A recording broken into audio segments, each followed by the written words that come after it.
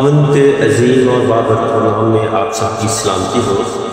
जैसे कि पता है कि मैं यूट्यूब पे वीडियो अपलोड करता हूँ। खुदा का खादम पास्टर एम नाज खुदा पुराने अहदनामा में से सलातीन की दूसरी किताब है, 5वें बाब की 20वीं आयत से लेकर 27वीं आयत तक हम तिलावत करेंगे। और आज का जो टॉपिक है, मौजू है हमारे दरमियान, वो है एलीशा नबी का खादिम गेहाजी,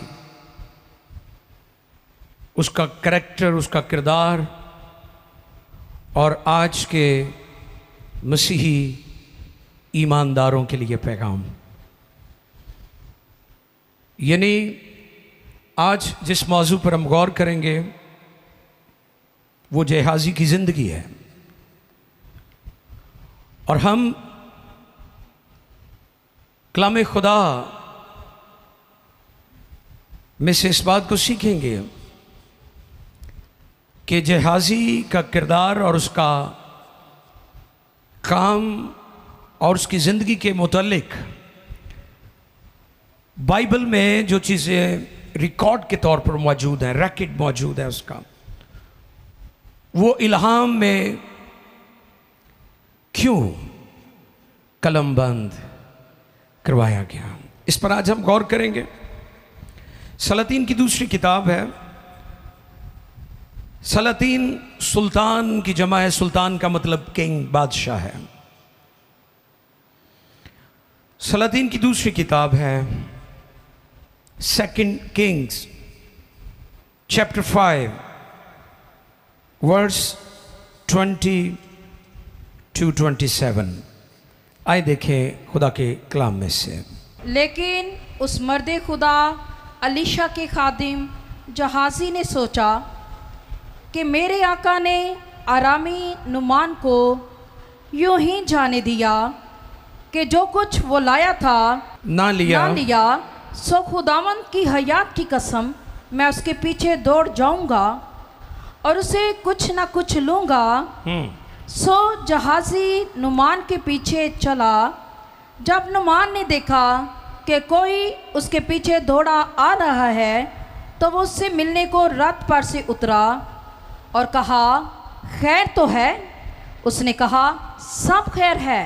मेरे मालिक ने मुझे ये कहने को भेजा है कि देख, अंबियाजादों में से अभी 2 जवान इफ्राइम के कोहस्तानी मुल्क से मेरे पास आ गए हैं। सो ज़रा 1 कंधार चांदी और 2 जोड़े कपड़े उनके लिए दे दे। नुमान ने कहा, खुशी से 2 कंधार ले। और वो उससे बाजिद हुआ और उसने 2 कंधार चांदी 2 थैलियों में बांधी और 2 जोड़े कपड़े समेत उनको अपने नौकरों पर लादा और वो उनको लेकर उसके आगे आगे चला।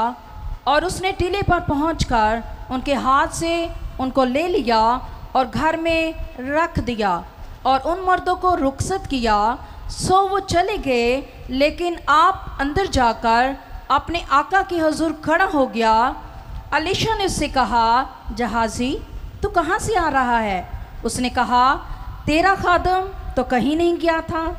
उसने उससे कहा, मेरा दिल उस वक्त तेरे साथ ना था जब वो शख्स तुझसे मिलने को अपने रथ पर से लौटा। क्या रुपए लेने और पोशाक और जैतून के बागों और पाकिस्तानों के भेड़ों और बैलों और गुलामों और लौंडियों के लेने का ये वक्त है। इसलिए नुमान का कोढ़ तुझे और तेरी नस्ल को सदा लगा रहेगा। सो वो बर्फ सा सफेद कोड़ी होकर उसके सामने से चला गया। मुकद्दस कलाम के पढ़े, सुने, समझे और कबूल किए जाने पर खुदावंद की बरकत। सब कहें आमीन। गेहाजी का किरदार और आज के ईमानदार मसीहों के लिए पैगाम। अजीज़ों,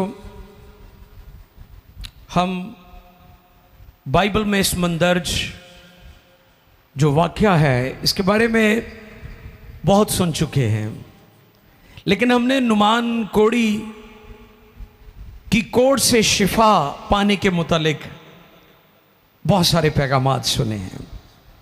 लेकिन आज एक और अंदाज में हम इस पैसेज पर गौर करेंगे। कलाम खुदा में से जो पैसेज, जो पैराग्राफ, जो कलाम का हिस्सा आपके लिए पढ़ा गया है, ये बात गौर तलब है कि हिस्ट्री में, तारीख के अंदर हमें शायद कोई और मिसाल मिलती हो कि किसी बादशाह ने किसी दूसरे मुल्क के बादशाह को लेटर लिखा है, और जो लेटर का मौजू है, टॉपिक है, वो क्या है कि मेरी फौज का जनरल, सिपा सलार है, कमांडर है, वो चीफ ऑफ आर्मी है और वो कोड़ी है,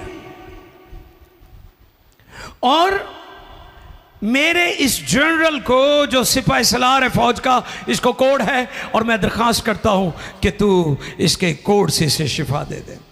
कभी सुना आपने हिस्ट्री में या पढ़ा हो कि किसी किंग ने, किसी बादशाह ने किसी दूसरे बादशाह को खत कलम बंद किया हो? नहीं मिलेगी ऐसी हिस्ट्री। बाइबल में ये बात लिखी हुई है। यानी नुमान जो अपने किंग बादशाह के नज़दीक बड़ा मुकर्रम था, बड़ा मोतबर था, काबिल इज्जत था, रिस्पेक्टफुल था, उसने अपने मुल्क के लिए बहुत सारी जंगें जीती थी, जंगें लड़ी थी, लेकिन अफसोस कि वो कोड से भरा हुआ था। और आपको पता है नुमान के नाम का मतलब, जो इब्रानी लफ्ज है, इसका मतलब है पसंदीदा, खूबसूरत, गुड लुकिंग। हम कहते हैं ना हसीनो जमाल, हसीनो जमील, ब्यूटीफुल, प्रिटी। कितना खूबसूरत है ये नौजवान, कितनी खूबसूरत है ये बेटी या बहन, कितने खूबसूरत है ये बच्चे। उसके नाम का मतलब ये है, लेकिन कोड ने उसकी सारी पर्सनैलिटी का बेड़ा गर्क कर दिया। और यही काम गुनाह हमारी ज़िंदगी में करता है। हम दिखने में खूबसूरत नजर आते हैं, लेकिन कोड यानी गुनाह का कोड हमारी पर्सनैलिटी का सत्यानाश कर देता है। ऑफिशियली अच्छा, शाह इस्राइल को मिसअंडरस्टैंडिंग हुई। उन्हें जो इस लैटर नू सुनिया, जड़ा उन्हें भेजा गया, उन्हें अपने कपड़े पाड़ ले। हैरानी की बात है, बादशाह ने रिक्वेस्ट की है कि मेरा जनरल कोड़ी है और उसे कोड से शिफा दे दे, और बादशाह को क्या हुआ, उसने कपड़े फाड़ लिए। बादशाह को मिसअंडरस्टैंडिंग यह हुई कि शायद शाह आराम जंग के बहाने ढूंढ रहा है। इन्हें एवं भेज देता अपना जर्नल, मकसद इधर लड़ाई करना है। और इस सारे सिनेरियो में ये बात, ये खबर जब अलीशा नबी पर तक पहुंची, तो आपको पता है वो कहां बैठा हुआ था? अलीशा आज के खादमों के लिए पैगाम देता है, वो दरबारी पादरी नहीं था, उसने शहर के बाहर ही एक टेंट लगाकर अपनी दुनिया आबाद की हुई थी। वो बादशाहों के हजूर नहीं रहता था, वो खुदा के हजूर रहता था। आपको पता है एलिया नबी भी जब अखियब और इज़बल के दरबार में खड़ा था, तो उसने ये नहीं कहा कि मैं बादशाह के सामने खड़ा हूं, उसने वहां भी खड़े होकर कहा था, मैं इस्राइल के जिंदा खुदा के हजूर खड़ा हूं। खड़ा वो बादशाह के सामने सी, लेकिन वो कहता कि मैं तेरे सामने जवाब दे नहीं हूं, मैं अपने खुदा की तर्जुमानी करने वाला खादिम हूं। अलीशा ने पैगाम भेजा, बादशाह ये तेरा केस नहीं है, ये मेरा केस है। ये तेरा मामला नहीं है, ये मेरा मामला है। इसे तूने डील नहीं करना, इसे मैंने डील करना है। और फिर नुमान अपने फौजी अपनी चीजें लेकर अलीशा नबी के पास चला गया। और जब अलीशा के पास पहुंचा तो अलीशा ने क्या किया, उसे कहा तूने क्या करना है, दरियाए यर्दन जॉर्डन रिवर में जाकर 7 गोते तूने मारने हैं। मुझे फिर ये बात याद आ जाती है, कई लोग तौबा पानी के बपतिस्मे की और गोते के बपतिस्मे की मुखालफत करते हैं। उनके लिए मेरा पैगाम यह है, शिफा पानी में नहीं थी, शिफा खुदा के हुक्म में थी। निजात पानी में नहीं है, निजात खुदा के हुक्म में है। पानी के बपतिस्मे का हुक्म दिया गया है, ये ऑप्शनल नहीं है, ये एसेंशियल है, ये लाजमी है। और हर वो शख्स जो तौबा करता है उसके लिए लाजिम है वो गुनाहों की माफी के लिए नई पैदाइश का गुस्ल यानी पानी का बपतिस्मा ले। उसने इसका भी बुरा माना नुमान ने, और वो नाराज होकर चल पड़ा। उनके गल नहीं बननी थे। और जब उसके मुशीरों ने, उसके साथी जो फौजी ऑफिसर्स थे, उन्होंने कहा कि आका अगर वो कोई बड़ा हुक्म देता तो वो भी तो करना था ना, तू हमारे कहने पे ये कर ले। और जब उसने 7 गोते लिए तो कलाम फरमाता है कि उसका जिस्म जो है वो बच्चे की मानिंद बिल्कुल पाक साफ हो गया, कोड चला गया। अब हम अपने मैसेज की तरफ आते हैं। जब वो आया था वो गैर कौम से था, रमून देवता का वो पुजारी था, नोट कर लें, बुत परस्त था, गैर कौम था, रमून देवता की पूजा पाठ वो करता था। उसने कहा अलीशा से कि मेरे मालिक, मैं जान गया हूं कि इस्राएल में जिंदा खुदा है। देखिए जरा उसकी फेथ स्टेटमेंट शिफा पाने के बाद। 15वीं आयत पढ़िए जी, सलातीन की दूसरी किताब 5वें बाब की 15वीं आयत। फिर वो अपने जलवा के सब लोगों समेत, हाँ जी, मर्दे खुदा के पास लौटा। हाँ, अलीशा के बारे में क्या लिखा है, मर्दे खुदा के पास सोच समझ कर हमें लोगों को मर्दे खुदा कहना चाहिए। मर्दे खुदा के पास लौटा और उसके सामने खड़ा हुआ और कहने लगा, क्या कहने लगा, कि देख अब मैंने जान लिया कि इस्राएल को छोड़ और कहीं रूहे जमीन पर कोई खुदा नहीं, इस्राएलियों का खुदा जिंदा खुदा है। आमीन। That was the faith statement. Conclusion, नतीजा। उसने अपनी शिफा मौजे के दौरान जो नतीजा निकाला वो ये था कि यहोवा ही जिंदा खुदा है। उसने कहा यहोवा खुदा के बगैर, उसके अलावा, उसके सिवा यूनिवर्स में, कायनात में कोई और खुदा नहीं है। जिंदा खुदा, लिविंग गॉड। और 16वीं आयत में फिर अलीशा ने भी बड़ा काम किया। सुने जरा 16वीं आयत पढ़ें जी। लेकिन उसने जवाब दिया, हाँ जी, ये अलीशा की स्टेटमेंट है। उसने जवाब दिया, खुदावंद की हयात की कसम जिसके आगे मैं खड़ा हूँ, मैं कुछ नहीं लूंगा। वो क्या लाया था, सोना लाया था, चांदी लाया था, कीमती कपड़े लेकर आया था ऑनर करने के लिए, लेकिन और उसने उससे बहुत असरार किया, कि ले पर उसने इनकार किया। किसने? अलीशा नबी ने। मुकद्दस अलीशा नबी ने ये मालो दौलत, ये गोल्ड, ये सिल्वर, ये कीमती कपड़े लेने से इनकार कर दिया। 2 बातें हैं यहां पर। उसने खुदा की डिग्निटी और खादिम की डिग्निटी को कायम रखा। वो ले सकता था, वो ये रुपया पैसा ले सकता था। मैं अक्सर कहता हूं कि रसूलों के पास सबसे ज़्यादा दौलत होनी चाहिए थी, क्योंकि रसूलों के साए से लोग शिफा पाते थे। रसूलों के पटके कपड़ों से लोग शिफा पाते थे। लेकिन उन्होंने खुदा की डिग्निटी को हमेशा ऊपर रखा, उन्होंने खुदा की शान को हमेशा ऊपर रखा। हमारे पास यहाँ बहुत लोग आते हैं, मसीही और दूसरी कौमों से भी, और ख़ास तौर पर जो गैर मसीही होते हैं, मैं उन्हें कहता हूँ हम दुआ की कोई फ़ीस नहीं लेते। दुआ की कोई फ़ीस नहीं होती।